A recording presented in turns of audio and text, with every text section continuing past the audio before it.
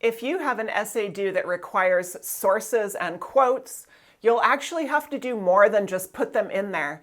You have to try to integrate them and make them really fit into the essay in a way that flows, which means leading up to those quotes and sources and then explaining them after. So this video will share how to do that in 4 to 5 easy steps, and you would do this each time you put a quote in your paper to make sure that it flows and it's really part of your argument.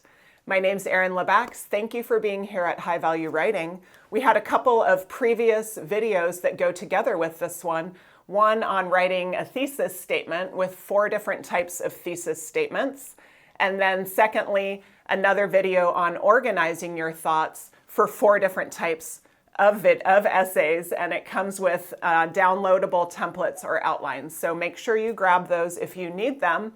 But let's get into citing our sources.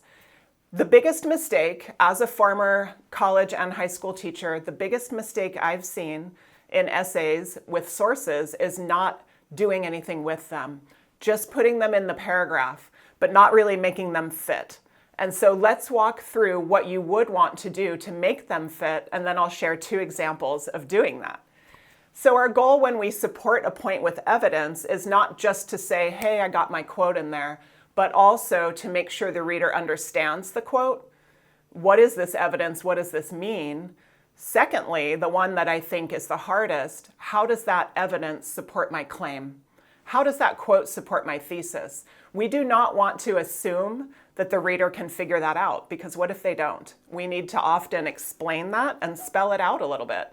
Of course, we also want the reader to know where the evidence came from and why it's credible. And so that will all be part of the 5-step process. Sometimes steps 1 and 2 might be together, or steps 4 and 5 might be together. So you might have only 4 sentences, but 5 steps. But in general, here's what we want to do. And you'll see that number 3 is the quote itself. There's something to do before that. There's something to do after that. Before the quote, let them know what topic we're on leading up to the quote, and then leading up to the evidence by sharing the background. Maybe that means background on the situation, the context, the expert who wrote the thing that you're sourcing, right? It depends, but you want to get the reader's mind ready to receive your quote and know that it mattered. Then we put the quote itself. Then we explain 2 things. What did it mean and why did it matter? The meaning and the relevance. That might be 1 statement. It might be 2. Let's look at a couple of examples that fit into this scheme of these steps before and after our quote. Okay, first one of 2. Cultural exchange programs help students learn about new countries and cultures, ultimately contributing to their growth and success. Topic, right? When students live and learn somewhere new or connect with students visiting their own country, their perspectives grow. I'm starting to explain what I'm getting to with the quote, and here it comes. Janice Wong, expert on intercultural learning and dean of the International School, stated, 86% of students who return from an exchange program report broader understanding of others and higher motivation in both school and their social lives. Now I've shared my quote. I don't want to just walk away now and go to the next paragraph. What if my reader didn't realize how that quote proved my thesis? So now I'll explain how. Because cultural exchange programs have been shown to contribute to student growth, as we saw in the quote, we should continue supporting such programs at our institution, which would have been my thesis, why these are good programs. So again, I'm not assuming my reader will get it about why that quote proved my point. I will spell it out for them just in case. Here's another example. The last one was pretend. This one was using a website based on a request, thank you viewers, about a system at a particular university.